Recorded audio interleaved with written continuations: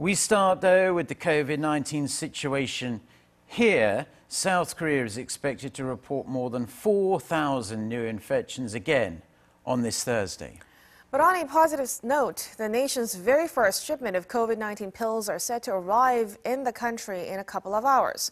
For more on this and other updates is our reporter Choi Min-jung here in the studio with us. Good morning, Min-jung. Good morning. Let's start with a local situation. How many cases are we expecting today? Mok-yeon, we're expecting the daily tally to hover around the 4,000 mark once again. From midnight to 9 p.m. on Wednesday, South Korea reported around 3,400 cases. This is a drop of around 300 cases from the same time yesterday, and it's around the same range as last week, but compared to 2 weeks ago, the figure is down by more than 1,000 cases. Amid the declining number of cases, health authorities met on Wednesday to discuss whether social distancing should be extended. Watchers are saying there's a possibility that it will be extended for more than 2 weeks, with the Korean Lunar New Year holiday coming in early February. And given the situation with the Omicron variant, authorities reportedly believe that the current measures should not be totally lifted just yet. Experts are predicting that by February, the country's daily tally will hit over 20,000 with the rapid spread of Omicron. Well, for now at least, local infections are going down. Maybe in the future, with Omicron, it could sharply go back up again. But in terms of imported cases right now, there is an issue there because scores of people returning to South Korea from the Consumer Electronics Show in Las Vegas have Omicron. That's right, Mark. Around 70 people who attended the CES last week were confirmed to have COVID-19.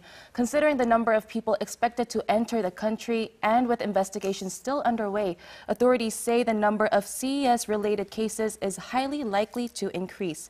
Officials stress that those returning from the event must comply with self-quarantine rules upon arrival, and they also advise people who are exempt from quarantine for important business purposes to extend the number of days working from home after arrival from the current 3 to 10 days. On top of this, authorities are on high alert over the record-breaking number of imported cases. The country confirmed an all-time high of 381 cases from overseas on Wednesday, and recent data is showing that 88% of imported cases are Omicron. Now, all travelers arriving in Korea until February 3rd must undergo a 10-day quarantine, but given the current situation, authorities say the quarantine is highly likely to be extended. Well, that's certainly concerning, but let's turn more to the brighter note. We hear that new COVID-19 oral treatments are set to arrive today. Tell us more on that. That's right, Mok-yeon. Pfizer's oral pills 팍스로비드 will be arriving at Incheon Airport today at noon. The first shipment will be enough to cover around 21,000 people, and we're expecting another 10,000 courses to arrive by the end of this month. This is all part of the 76,000 courses the government purchased from Pfizer, and once the first batch arrives, it will be distributed nationwide to be administered as early as Friday. Now, because we're only receiving a partial consignment, priority will be given to seniors aged 65 and over and those with weak immune systems who are being treated at home and at residential treatment centers. Authorities say that the 31,000 doses for January will be more than enough to cover this priority group, as they are expected to administer the treatment to less than 1,000 people a day. Clinical trials show that the treatment was 88% effective in reducing hospitalizations and deaths, so the pills are expected to help reduce the number of elderly people that become severely ill after contracting the virus, as 8 to 9% of that age group get critically ill after infection.